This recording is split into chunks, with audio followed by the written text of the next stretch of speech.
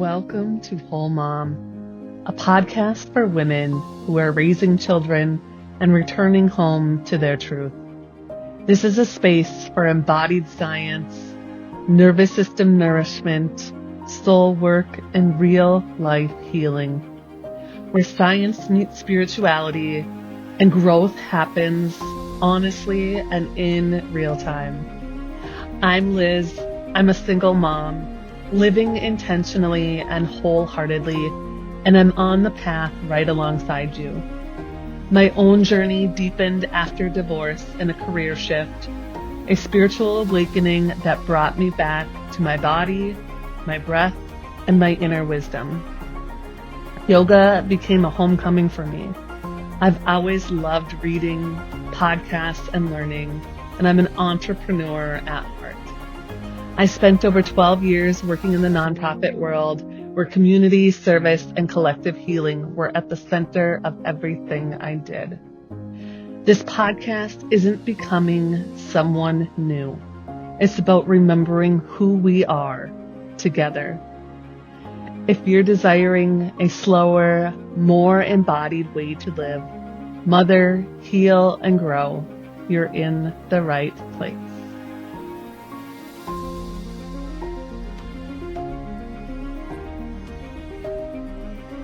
Hello, friends. It is an honor and pleasure to have you joining us here again today. I have with us the beautiful Natasha. She is here from Canada, and I'll let her share more about who she is and her story. But we met via email, and it was honestly such a beautiful connection because I looked her up and I'm like, I just felt this deep resonance. You know, when you just find someone who really aligns with you and the work that you're doing. So I'm like, I just feel really honored, Natasha, to have you here as a guest and for people to learn and connect with you as well. So welcome. Oh, thank you. Thank you so much. What a kind way to bring me into the show. And I feel very excited for this conversation because, as you shared, we had a really great connection when we first met and talked. And I'm excited to see what comes through today. Thank you. Thank you so much. So yeah, for those who may not be familiar with you, tell us a little bit more about yourself. What lights you up? What's the work that you do in this world? Who are you? Mhm. Yeah, so my full name is Natasha Remwell, and I am in Ontario, about an hour west of Toronto. Um, I work at the intersection of embodiment and spirituality, and the women that have been attracted to the work that I'm doing tend to be very much like me. They've spent a lot of their lives in this really high functioning, hyper capable state. Um, and whether by their own sort of awakening to a mismatch at midlife, or more being forced into a bit of an identity rupture due to a relationship ending, a career collapsing, a health diagnosis that is really impactful. Um, the they find themselves at a point where they're really reckoning with this rupture to their identity and um, the way that, I mean, all humans go through these ruptures of identity, but the way that kind of happens for women who are used to being very capable and reliable and efficient and organized, and they know how to get stuff done, it hits a little differently.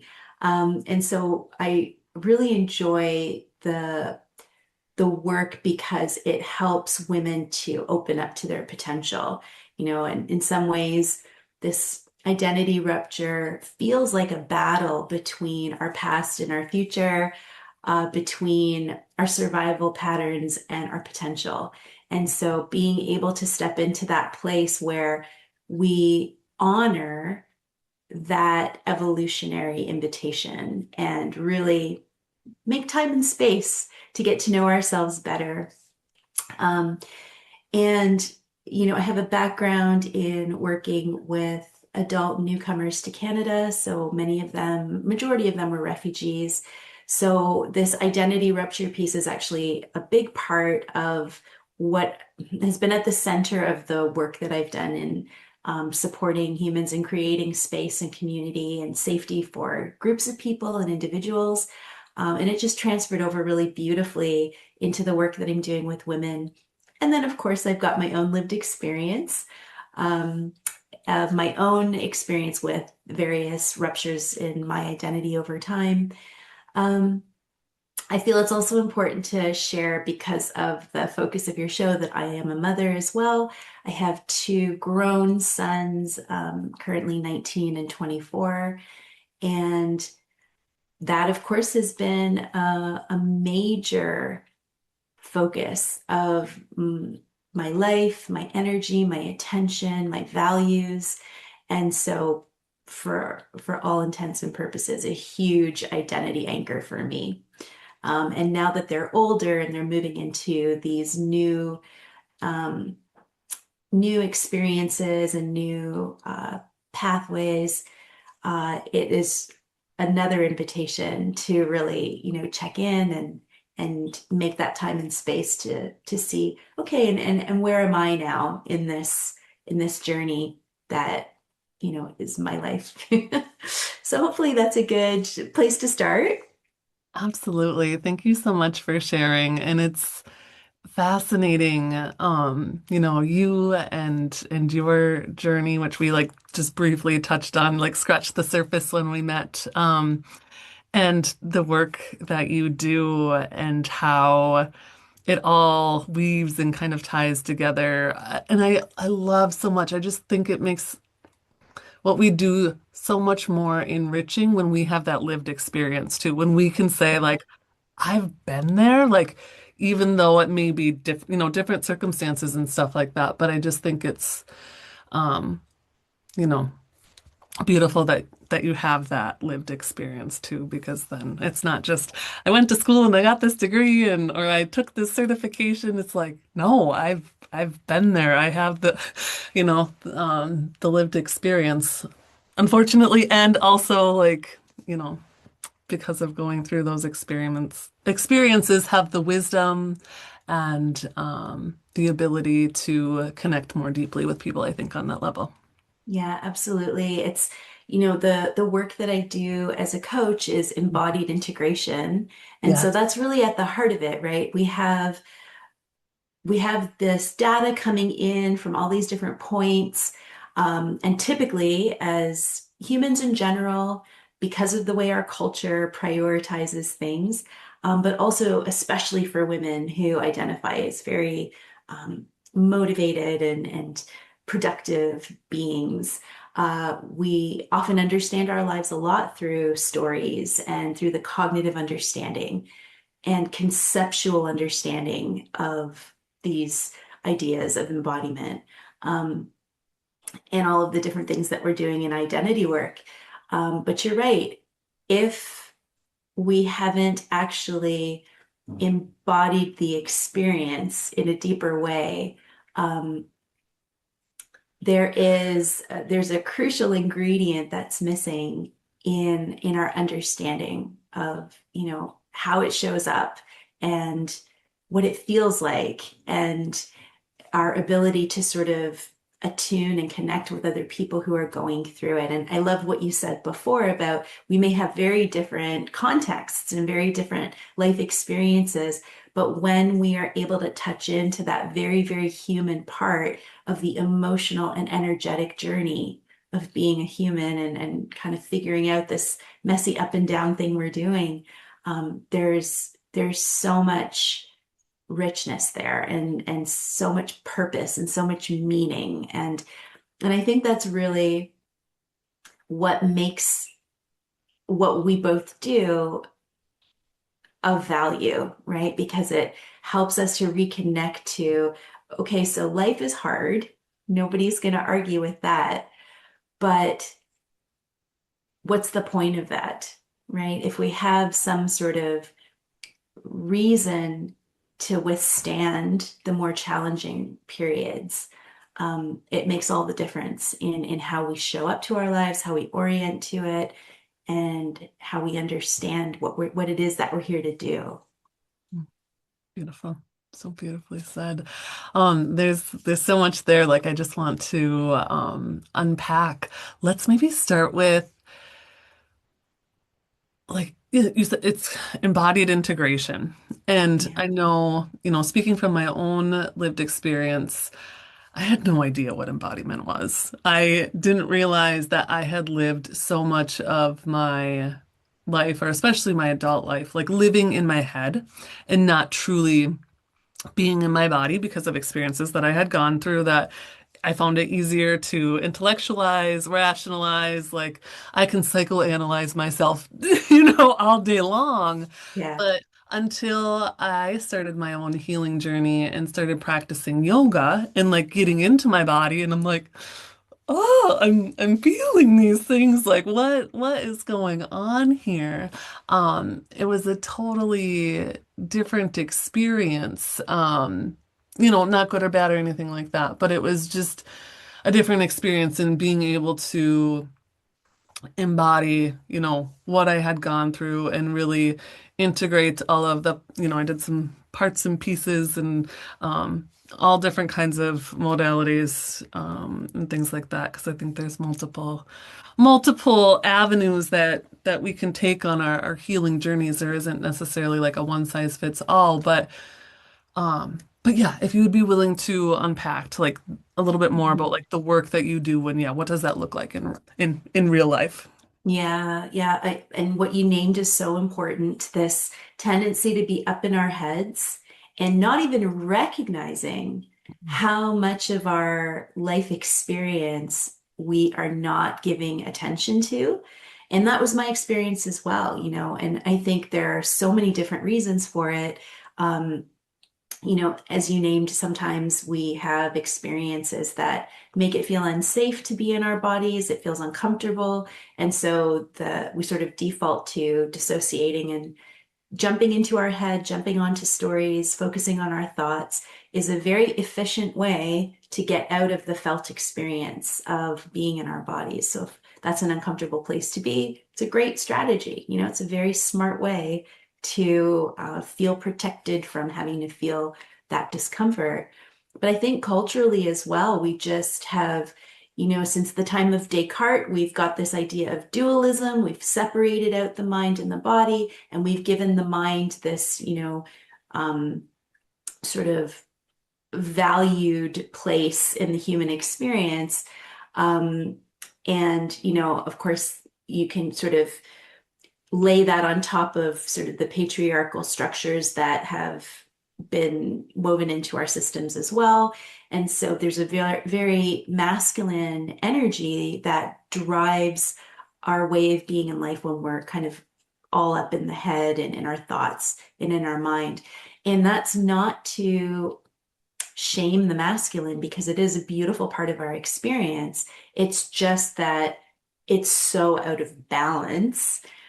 And I think a third reason is that because culturally our pace is just completely out of sync with the actual pace that our human biology is meant to be moving, and it just keeps getting faster and faster and faster.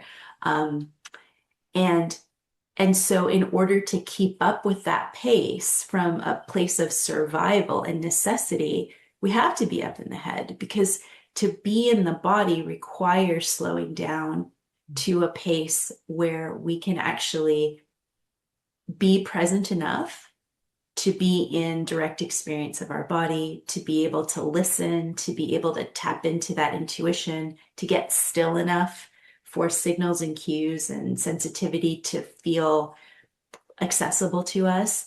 And so it's just really out of alignment with the way we've set up our world, right? Especially in the West. Obviously, there are places in the world that have managed to preserve this way of embodiment beautifully. And then, of course, there are the tragic stories where they would have had they not been, oppressed out of being able to do so.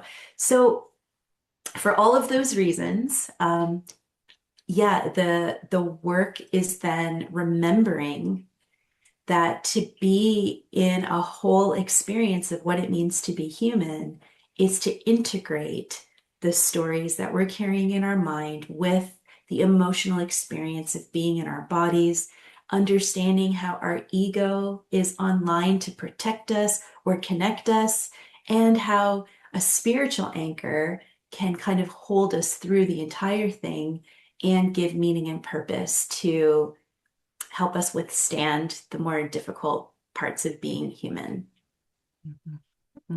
Thank you. Yes. So much of what you said there just resonates in us being whole, whole beings, right? We're all can't just parts and piece ourselves out as mind, body being separate. Like we're, yes, all whole and in this integration. And so it's just it's beautiful. Thank you for the for what you do and being willing to share your gifts and talents to guide on others on their journey through yeah, especially identity shifts and changes. And that's something too that I know when we connected it was so fascinating because it's like, oh, I've been through this, but I didn't have the language Right. to describe it because I'm a woman who went through, during COVID, went through burnout with life, um, momming, Yeah. work, marriage, you know, crumbling, like all of these things. And so that was kind of like my precipice was like all of these tower moments, all of these things, ways of being were literally, in the world and in my world, crumbling down and navigating that.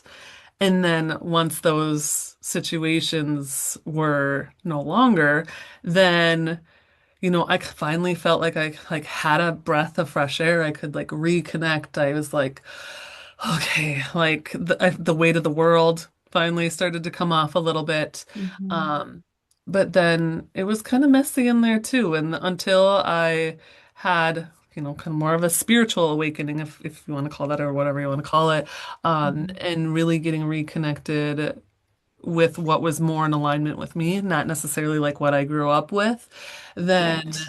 um that's where I was like, oh, like it felt like a coming back home and I was like, okay, I don't need to do this all alone. Like I can like literally like give it up, give it over, ask for help, ask for support and really co-create life versus feel like I need to be the one carrying everything, doing everything, which, of course I've put on myself. But yeah, so I'd love to hear, like a little bit more about like identity rupture and navigating identity changes and what that looks like. Yeah, there's so much that you shared that's it's so rich and like the spiritual anchor piece, I think. And I think we can agree that when we're talking about a spiritual anchor, that's such a vast Mhm. spectrum of what that can look like from person to person. For some people, it is a religious practice. For some people, it's, a connection to art, music, nature. For some people, it's a more, non-theist understanding. For some people, it's more broadly and generally just about having faith in something greater than ourselves. But regardless of what way you connect to that sort of greater purpose piece, I think that a lot of human suffering can be directly linked to a lack of having that spiritual anchor. And so when we sort of awaken, I often talk about these identity ruptures as invitations into realizing something in your life that, you know, is an opportunity to upgrade or evolve. And I think for a lot of people, that identity rupture is the catalyst to bringing them to find that spiritual anchor, to help them find that belief in something meaningful that helps them to make sense of the challenge, the pain, or the loss. Um, Another thing that you mentioned was just about, I think having space to kind of recognize all of these different parts of yourself and sort of that crumbling sensation. And I think that especially for women and especially for high achieving, hyper capable women, when we enter that place where things feel like they're crumbling, what feels very disorienting, and it's often sort of that middle place between something has ended and something is wanting to begin and be born, but it's not quite taken shape yet. And when we're in that messy middle, which can feel so difficult to recognize, so unfamiliar, our default setting is to find the flaw within us. And so we're often pointing the finger at ourselves and saying, okay, how am I responsible for this experience? Where's the weakness? Where's the character flaw? Where's the problem that needs to be fixed? And part of what I'm here to do with my work is to help women understand that that messy place is part of the process of growth, that it's not a character flaw, it's not a personal failure, but as I mentioned before, it is an opportunity, it's an invitation to slow down and reconnect with yourself at a deeper level where you can start to understand the ways that your life up to that point was likely very externally referenced, and how much power and self-trust can come from learning how to be internally referenced and choosing to, as you said, co-create and, birth this new version of your life, but from a place that feels more genuinely like you, that comes from truth, that's not based in your fears and your limiting beliefs about how you deserve to be in the world, or, what your worthiness is attached to. Um, and all of that is it's so important. It's also often very painful and confusing. But when we allow ourselves the time and space to do that work, the end result is inevitably something beautiful and something bigger and something steeped in understanding and meaning. And I really feel like that understanding and meaning, it's like the juice, it's like the fuel that propels us through our life, that, gives our journey the meaning. And so that's why I think it's so valuable to let the identity ruptures be more than just a painful point on the journey, but they're a painful point on the journey that has massive potential if we're open to it. Mhm. Thank you so much. Just kind of going along on that, like if someone's not familiar with like what is an identity rupture, like what pretend I'm in fifth grade, Yeah. right? Right. And explain to me like what is an identity rupture? What does that look like? Kind of beginning, middle, end. Yeah. So there's, different ways of expressing it or looking at it. For me, we're probably more familiar with this idea of a midlife crisis. And I do think it's very common for people to kind of experience this type of rupture at midlife. Um, but the reason I choose the word rupture intentionally is because I think it really carries the magnitude of this experience. Whereas a crisis is something we often think about managing externally. Mhm. Like I need to, oh, something's happened. It's a crisis, and I need to, you know, call this person, fill out this form, check the boxes. And a rupture is more about turning the focus on your internal transformation, and all of the different parts of what that looks like. And generally, as I mentioned before, it's kind of like three phases that we move through. We've got the ending of something, we've got that messy middle place, and then we've got this beautiful birth into something new, a beginning of sorts. And each phase has its own work, and each phase has its own sort of lessons. And that ending place is really a lot about learning to um, recognize the parts of your identity that were wrapped up in something that is no longer going to be part of your identity moving forward. And that is a very difficult process because how do we understand ourselves? We understand ourselves through our relationship to other humans. We understand ourselves through our relationships to our work and our jobs. We understand ourselves in relationship to our bodies. And so when one of those things becomes unreliable because something has shifted or been broken or lost, we lose a major a way of understanding who we are meant to be in the world. And there's a real process of needing to let go and be willing to lose something. And when we are, defining ourselves by various things, and they're so attached to our identity, they're familiar, they're comfortable, it gets wrapped up in our sense of safety and our sense of connection. And as from the perspective of our nervous system, protection and connection that's all that there is, right? And so to actually feel safe enough to lose those familiar survival patterns or those things that we've been holding on to, those connections, um, feels like an existential threat to our survival.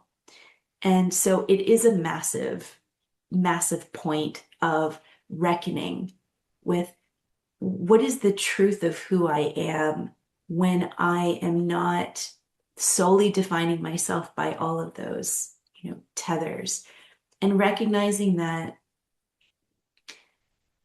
another tendency that we have in our experience is to understand that, or to believe rather, that something we have entered into is meant to last forever.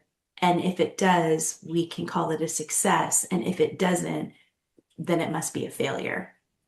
And so that ending phase is also a place to start redefining what that thing that ended actually meant as a part of your journey. And that a way of honoring that experience is by allowing it to evolve you and to grow.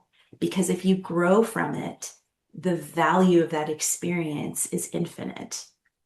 But if you decide that the ending of that experience, the completion of that experience is a failure, something that causes you to unravel, get stuck, it's actually, really dishonoring the value of that experience. And that's a real head shift. I mean, that's just not the way that we're meant to think about things. And, that's cultural, that's passed along in our, the messaging that we get from our caregivers. Like it's very deeply rooted. So there's a lot of work in that ending space. And I think that's where a lot of the pain and the suffering comes from, is that we think it should be easier than that. We think we should be able to move on beyond that faster and quicker. And then again, we point the finger at ourselves and say, there must be something wrong with me. I'm not over this yet. Um, the messy middle part is really a chance to practice slowing down, learning to be in the discomfort. So learning that really beautiful skill of coming back into our bodies, feeling our feelings, learning how to withstand things that in the past we may have just distracted ourselves from, or, found different ways of coping. Um, and in that, we get this beautiful gift of growing our capacity for discomfort. And when we see that we actually do have the capacity to be with a lot more than we ever imagined, that's how we can come back into self-trust and self-leadership and all of the beautiful things that are going to help make this next phase of our life um, more true and stronger and more sustainable. And eventually we reach that point where, we're ready to step into action. We have an idea of our first step. We may not have the full vision because life just doesn't work that way. But when we are ready to move into that place, we've sort of done the work to disentangle the parts that were wrapped up in external validation. And so we can enter into this new place with all the self understanding, the self compassion, self acceptance, self leadership, all of the different pieces that help us to evolve and continue moving in that growth state. Um, and I'll also just say that the way I frame that feels really heavy. It feels like a lot of work. But I think a really important piece is learning how to be sort of in the flow of that process so that it's not, this is another thing I have to do and I have to master it and push through and force things to happen, but more understanding that this is the process that is going to unfold. And our learning is actually just, can I let it happen without the resistance? And that, unlearning that resistance pattern is really kind of at the heart of the work in all three phases. So it's one of those things, again, coming back to the embodied, when you live through the experience, it makes so much more sense. When we talk about it, it can sound really convoluted and sometimes I hear the words and I'm like, oh, it's so many words, but it's such a hard experience to really capture in words. But that's sort of the gist of the three phases. Thank you so much. Like that, I feel is helpful for giving context, again to, something that I have experienced, and I'm sure others who are listening maybe have experienced or know people who have experienced this, or at some point in their life will probably experience this, right? And maybe not, but yeah, I think that's so helpful. Yes, again, to give context. And I think you do such a beautiful job explaining like the transition of going through um those phases and growing through what we go through in this transformation process. I know one of the analogies that I've heard from, that my teachers and the work that I've done is it's like becoming a butterfly, right? It's like going through the transformation of the caterpillar literally disintegrating into itself, becoming goo and going through that goo stage, the messy middle, to then eat its way out of, and become this beautiful butterfly.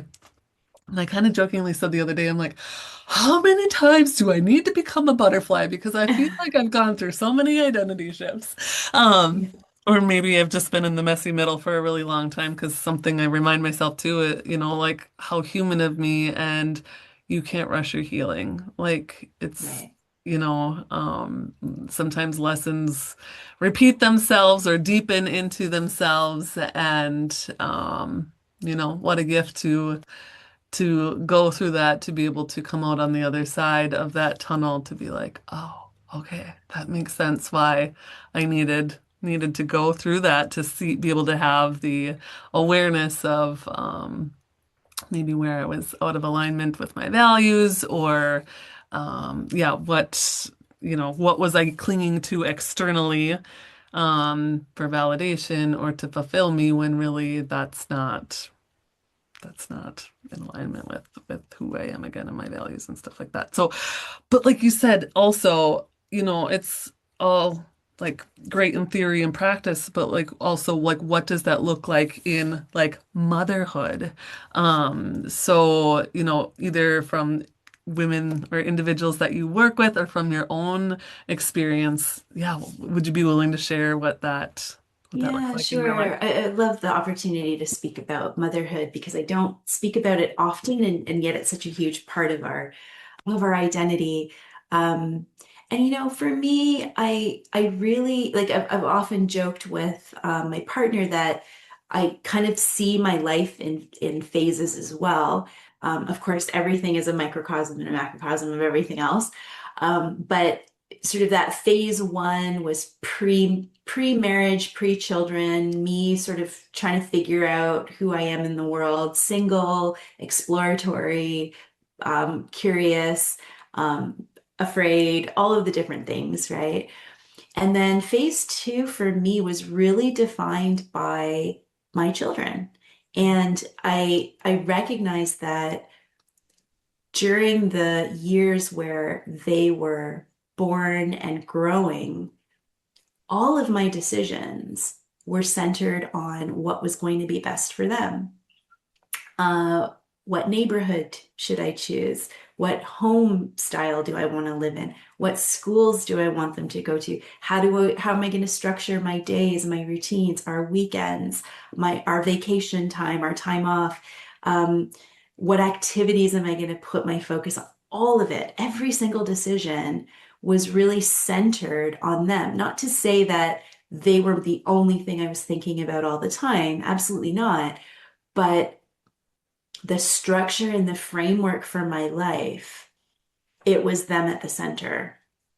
And now that they're older and they're sort of moving into their own iterations of their lives, I look back on that time and I I don't regret centering phase two on my children. I think it was a beautiful experience, the purpose and the meaning and the love and connection and the lessons. Oh my goodness, the learnings and the evolution in my own self through being a mother, watching them grow. That is a gift I would never trade for anything. So I have zero regrets about centering them in that phase too. But I also recognize that there is a trade-off. And when you're making your decisions and, putting your children at the center of that, you inevitably cannot also put yourself at the center of that and make decisions based on your needs, without the factor of your children at the center of it. And so that is the beautiful thing, that if we are lucky enough to get to a midlife point, and our children have moved on and they're doing well, that we get the gift of reconsidering that. And the funny thing about it is I call it a gift, but simultaneously it's a burden, right? Like we talk about freedom, and of course, at the surface level, everybody wants freedom, right? Freedom is a beautiful thing. And also, there is an existential fear attached to freedom because when we have freedom to do whatever we have the freedom to do whatever we want. Oh my goodness, what am I going to do with my one, experience of life as Natasha? How am I going to make the most of that? How am I going to make the choices that are in my best interest and in the highest good of all? And that's a big weight to carry. So it's this double-edged sword. We want the freedom, and we also have to reckon with how scary it is to have choice, Mhm. and I think that's why sometimes the familiar, comfortable um, cages that we've built for ourselves can feel like the safest place to be for a little bit too long, Mhm. because the freedom that is, you know, outside of that cage requires us to step into the unknown. It requires us to risk, again, losing something familiar in the cage, for something that is not yet physically tangible. And so it's a beautiful process, and I think it is it is a mm, it is a gift to be able to choose to evolve. Hmm. Um, but it is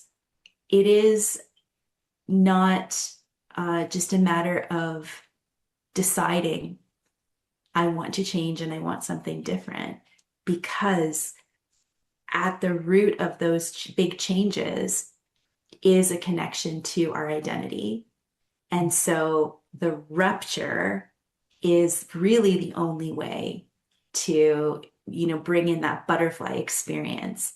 And and so I think that, spaces like your podcast and different work that we do with people is a beautiful way to support ourselves through that journey. Because there's so much benefit when we evolve ourselves and start to reorient to our lives in a new way. Um, and that gooey middle place that you spoke about, um, it is much easier to withstand in community and with support. I agree. Yes, yeah, that's such a huge thing because sometimes, again, speaking from my own experience, and thank you for sharing your experience as well, Natasha, that it sometimes can feel so lonely. It sometimes can feel so, yes, disorienting. It brings up all the feels.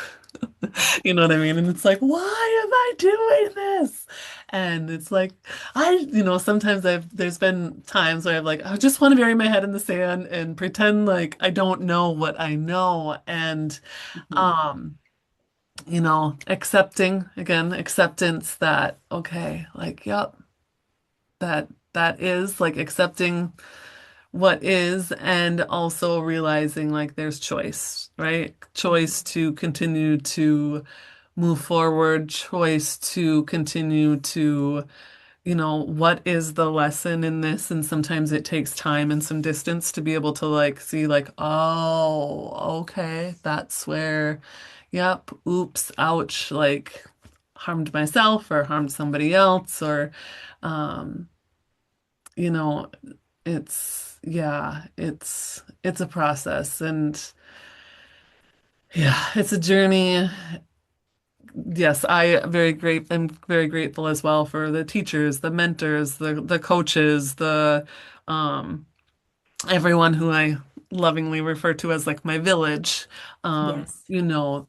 Healing definitely happens in community. And so while there have been times where it's like, yes, I'm walking this path alone, like it is my path to walk, like nobody can walk this for me. And I'm also supported by, spiritual connections, village.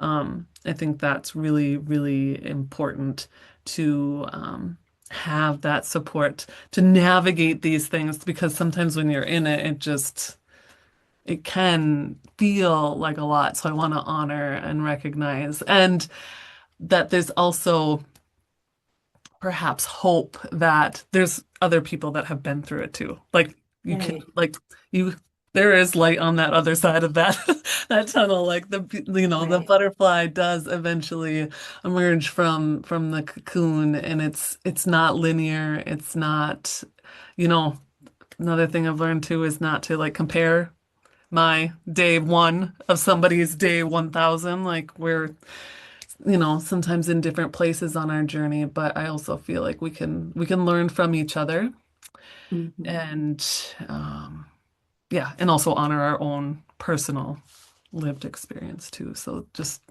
yeah, from my heart to yours, thank you so much for sharing and again, just the work that you do is really impactful. Mm. I can tell. 'Cause you have Thank this such you. beautiful, grounded presence and lived, embodied wisdom as well that I really admire and appreciate. Thank you. I think that idea of choice is also really important too, because we have the choices, And then we also, in those moments where it feels like, I don't know what I'm doing. Can I go back through that door? And you know you can't. Mm-hmm. Um, we also have the choice of no choice in that moment, not choosing in that moment, and just allowing ourselves to slow down and be in that really uncomfortable, indecisive place for a little while, which, giving ourselves permission to do that and having models of people saying, yeah, it's okay, that's part of it, that can help us to, kind of navigate that discomfort. And then I think the really beautiful thing about the choice part is that what are we really doing? It's we're honing our skill to choose from the correct energy.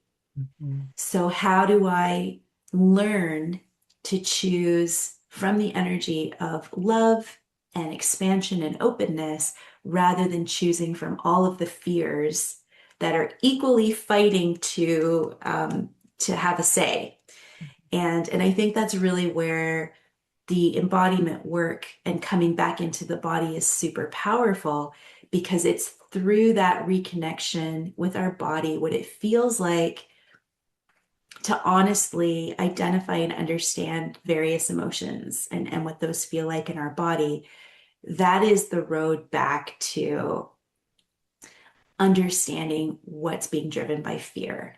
Mm-hmm. And once that comes into our awareness, the game changes. We kind of reclaim our agency and we can start to be more intentional and more deliberate in a way that is aligned. Um, so yeah, that uh, coming back to the body is, we've kind of come full circle in our conversation. And I think that the freedom, the choice, the ability to be with the fear of the freedom and to understand our free will and our choice, there we also can have the responsibility of understanding ourselves so fully that we are, using our freedom and making choices from the right place. That is exactly the right match for us and for what we're meant to be doing with our time here. Yes. Yes, yes. Yes, yes. And so it is done. Like I love that so much. So, yeah, that, like I said, that just resonates and so good. So, yes, the lessons, the things that we've had to gone that we were able to, what a gift to go through to get to where we're at today. So, yes, thank you so much, Natasha, for sharing your time, your energy.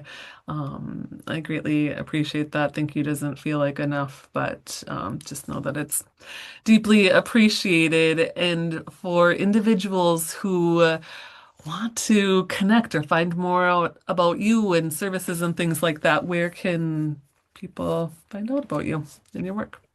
The easiest thing is just to jump on my website, which is humanistcoaching.ca. Everything that there is to know about me can be found there. Um, and I also would like to offer to your listeners, I've got a free guided audio for anyone who's curious about this idea of embodiment and coming back into the body. We have a very foundational practice called resourcing, and this is an audio that can kind of help you get more familiar with that practice. And it's just very easy, very guided, meets you where you are. So hopefully listeners will take advantage of that free audio and grab it for themselves. Um, yeah, thank you so much, Liz. It's been a real joy, and I can feel you from the other side of the screen. So I would like to thank you for having me on your show and for this beautiful conversation. Thank you. Message received. So, and I'll put in the show notes as well, your website and link to that audio. So thank Great. you Excellent. again. And yes, hope you have a beautiful rest of your day. You too. Thank you. If something in this episode felt true in your body, I invite you to allow it some space to integrate. As always, take what works and leave the rest, and use your own discernment. If this conversation resonated with you, I'd love for us to stay connected. Follow the podcast for future episodes. Share this episode with another mom who might need this message today.